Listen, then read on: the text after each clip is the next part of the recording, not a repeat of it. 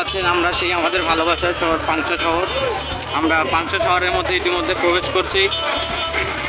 দেখতে পাচ্ছেন আমাদের ঐতিহ্যবাহী সেই পাংশা শহর। আমাদের সঙ্গে আছেন সাকিব ভাইয়া, এনটিভির সমন্বয়ক, ও আমাদের সাথে আছেন আমাদের এনটিভির ড্রাইভার মোহাম্মদ মনোয়ার হোসেন। হ্যাঁ, দেখতে পাচ্ছেন অনেকগুলো পোস্টার আমাদের মাথার উপর দিয়ে চলছে। আপাতত কোথাও আমাদের রাজনীতি বসে নেই, প্রত্যেকটি শহরের অলিতে গলিতে আমাদের রাজনীতি চলছে। দেখতে পাচ্ছেন আমাদের সেই ডাক বিভাগ, এক কথায় যেটা হচ্ছে সেনানিবাস পাংশা শহরের। কিছুক্ষণের মধ্যে আমরা চলে আসলাম আমাদের সেই মালিক প্লাজার সামনে। দেখতে পাচ্ছেন এখনো আমাদের সামনে ঝুলন্ত আছে অনেকগুলো পোস্টার।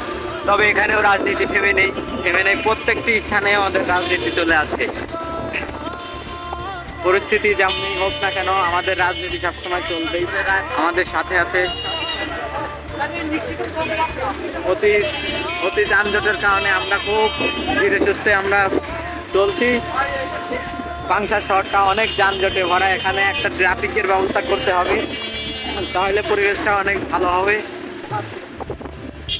কিছুক্ষণের মধ্যে আমরা চলে আসছি সেই আমাদের ঐতিহ্যবাহী সুনামধন্য পাংশা সরকারি কলেজের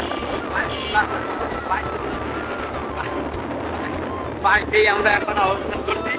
দেখতে পাচ্ছেন কিছুক্ষণের মধ্যে আমাদের গাড়ি আছে, আমাদের যে নাইলা বাসা এই যেটা দেখতে পাচ্ছেন, এই যেটা আমাদের দেখার জন্য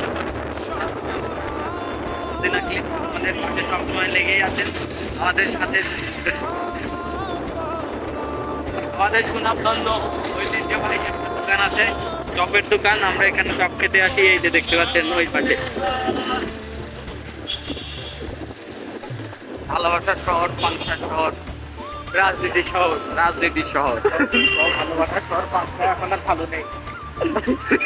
ভালোবাসার শহর পাংশা শহর প্রচুর রাজনীতিতে ভরপুর, কিন্তু দেখা যায় আমাদের সেই শহরটা এখন মর্মান্তিক অবস্থায়, আমাদের দুর্দশা অবস্থায় আমাদের শহরটা এখন ভালো নেই।